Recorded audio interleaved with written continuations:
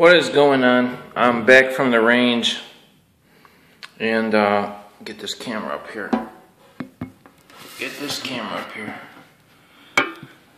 And yeah, I'm back from the range. This CZ with the CZ-97. Oh, I just opened the gun right off the bat, so you can see that it is unloaded. There's nothing in this gun. Unloaded. And yeah, this thing's all dirty. One of my grips just came a little bit loose. It's okay. I always put a little dot of Loctite on these, but I just bought it, so I didn't even check it. One of these came a hair loose when I was shooting. No big deal. So where did the other target go? I put 50 rounds through it, and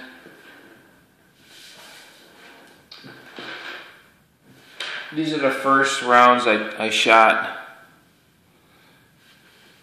And just to put that in perspective, that is pretty small. You know, right here, one there. This is the first 9 rounds, because I put the magazines are 10-round magazines. I put 9 in. And racked the slide, shot 9, brought the target and took a look at it. I could see the holes though. This range, they kind of changed. It was really dark in there. They moved the range around. It used to be in the downstairs, now it's upstairs, and I had never shot up in the upstairs. And I think that they just put it together. The lights were kind of lousy in there. I really couldn't see too well. You know, but that's okay. I was just breaking in the gun. I just wanted to make sure that it ran good. So, alright, what I did was, after I bought this, I took it apart. Tolerances are very tight. The takedown pin was really hard to get out. And took it all apart. It was pretty dry inside. I cleaned everything, and all I did was lube the rails and everything with Ballistol. Now, every semi-auto I've ever bought brand new, when I first take them to the range, I take them home, I clean them, and all I ever do is lube them with Ballistol. Ballistol only. Now, after the gun is really broken in and it's been running, then maybe I'll start using grease on the rails. But my thinking is, hey, if the gun's a little tight, if you put grease in there, it's going to make it more tight. So why not put Ballistol in there? It's not going to damage the gun at all. And there's guys that use nothing but Ballistol when they shoot. In fact, I think Hickok 45 on YouTube, I think he uses Ballistol only in all his guns. It's just what he uses. So there's nothing wrong with that. And I've done that before too. I don't shoot such a high volume where, you know, if I was going to go shoot 50,000 rounds, well, maybe it would be better to use grease than Ballistol. I don't know, but that's all I've ever done. And guys, every semi-auto I've ever bought, including my little 380s that I bought brand new, I've never had a jam. I've never had a jam. And that's why I was a little bit worried about this gun, because stuff that you hear on the internet, and you know, CZ has a really good track record. I've never owned one before, but they have a good track record. You know, but you hear these people, oh, my gun was jamming and I couldn't get, you know, all this. And I don't know. I personally do not have these problems with guns.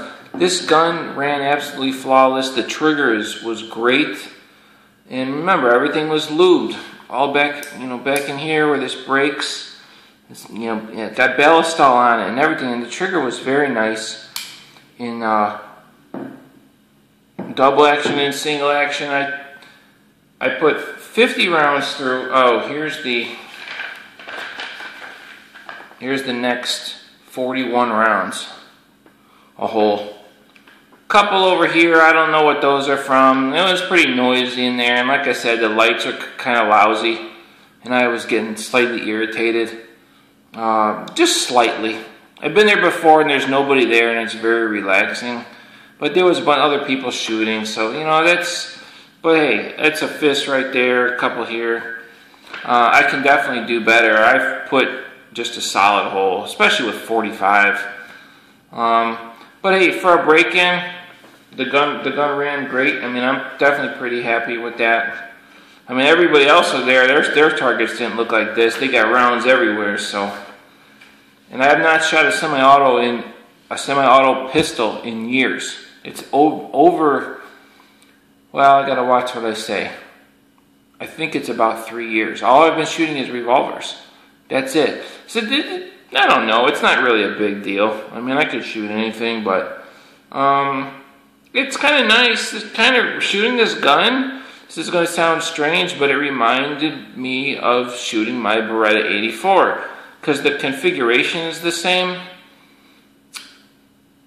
as my Beretta 84 I talked about in the other video, but even the recoil is about the same because that's a 380, but it's a smaller gun, but it's a blowback gun. This is a 45, but man, it's really soft. I shot Federal white box 230 grain round ball ammo, and guys, I'll carry just ball ammo for self-defense. People could say what they want, but it's a 45 230 grain slug. There's nothing wrong with that. You hit somebody in the chest, they're going to go down. You don't have to worry about over penetration and all this. And the gun is going to run perfect. It's the same ammo I'm shooting at the range. I actually bought some more of it. Since it ran good in the gun, I bought some more of it. So I will carry that in my magazines. To me, nothing is more important than your gun running. So for a 45, I mean, whatever. I know they make hollow points that they got the hollow point filled in so it's round. I guess that's kind of cool. But shooting some type of hollow point 45 in a 45, I say what you want, but if someone said, hey, for $1 million, take your 45 out and put 5,000 rounds through it, and if you get no jams, we'll give you $1 million. You ain't going to show up to that $1 million bet with hollow points. You're going to show up with a round ball. And you're probably nickel-coated brass. Extra slippery, nice and round, so the gun is going to feed and run. And that's what I recommend that you carry in your gun. I'll carry brass case, but I really prefer to carry nickel-coated, so it can't rust and tarnish sitting in the barrel, sitting in the chamber. In fact, there's guys that carry every day that maybe if they're sweating on their gun, if they're a security guard, they'll actually, when they come home, they'll eject the round from the chamber every night. Now, is that necessary? Probably not. Maybe do it once a week, but hey, one guy literally does that. He's not a security guard, but drives an armored car, and that's what he does. He ejects his round every night, just so it can't tarnish, rust. It's like, hey, you know, sometimes I'm sweating on my gun, and that could be a little bit excessive. But you know what? I was thinking, I didn't say anything, but I'm like, why don't you just get nickel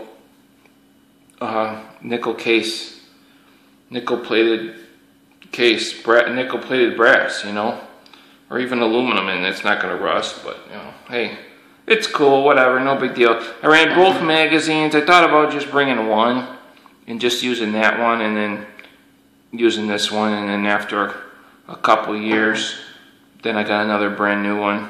But I figured I want to see if they both run. Also, too, if you run one magazine, say you put 50 rounds through it with one mag, and the gun's running flawless, now you switch to the other mag and you get a jam, you can kind of pinpoint it that maybe it's the mag and go back to this. Whereas if you're going back and forth and then you get a jam, is it the gun breaking in because it's brand new, or is it the mag? But I went and I just ran both. I kept alternating, and I didn't have any problems at all. Oh, and the other video I said I was going to buy, I wasn't going to use these, and I was going to order some Metgar magazines. I may still order some, but I had read of some problems with these, and then I went back and I learned about what it was. Someone had broke the lips off one of these. I went back and I it had been a while since I seen the video. Actually, there's a video on YouTube of a guy, he broke the lips. I went back and watched the video. I found it, and he is like a competitive shooter. When he shoots, he just drops his mags on the ground from standing, and it sounds to me like it came down and hit, and from doing that it broke off. Now, he said the Metgars are not doing that, but one of these broke. And he also talks in the video, he measured this, and he went to bend it somehow, and you know what I mean? It's like, okay, well, if you're bending metal and you're dropping on the ground, well, no wonder it broke. If the Metgars aren't breaking, well, maybe they're a little bit better. But based on that, these lips are not going to crack on me. I didn't realize that that's what he was doing. I'm not going to be dropping my mags on the ground. So I don't see anything. And I kind of looked at these a little bit closer, and they're nice and slippery, and they work really well. So I don't see anything wrong with them. That's why I said I'm going to take them to the range. And now that I've shot them, I don't even know if I really need to order some Metgars. I'll probably just use these, and then yeah,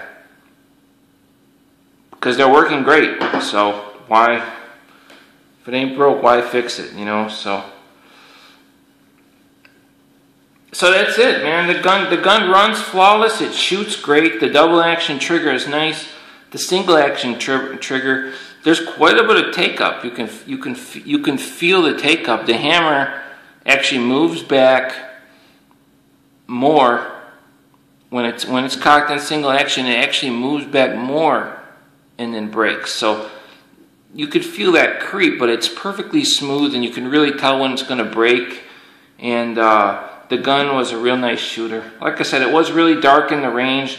I couldn't really even see the little gap in the rear sight in the front. So I really couldn't pinpoint and get a really good target. It was really dark in there. But hey, that's okay. If I had turned these over and shot the target like this, I probably could have narrowed it in a little bit better. But that being said, hey, that's not bad, you know what I mean? I mean, come on. So 50 rounds, that's good enough break-in for me. I will carry this with the same ammo.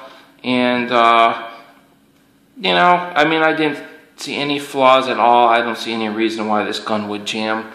And some people might say, oh, you got to have 100 rounds through it, you know, 200 rounds before I would carry it. But you know what? I'll get more rounds through it in due time. In the meantime, I'm going to clean this gun right now.